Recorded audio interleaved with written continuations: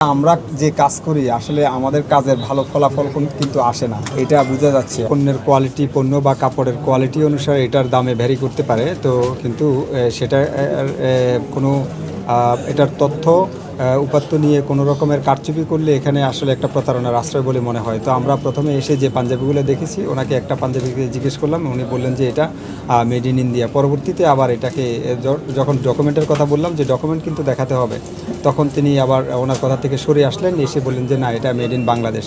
তো আসলে কাস্টমারকে কিন্তু মেড ইন ইন্ডিয়াই বলবে, বা সুযোগ পেলে মেড ইন সুইজারল্যান্ডই বলবে বলে আমাদের কাছে মনে হয়, কারণ পাঞ্জাবিটার দাম হচ্ছে 13,900।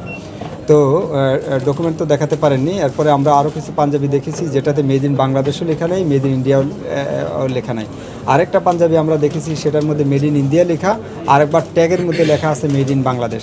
তাহলে কোনটা? উনি বললেন যে ট্যাগটা ভুল, যে স্টিকার যেটা আছে সেটাই নাকি কারেক্ট। তা আসলে এটা একটা বড় ধরনের এখানে অসঙ্গতি তাদের এখানে আমরা দেখেছি।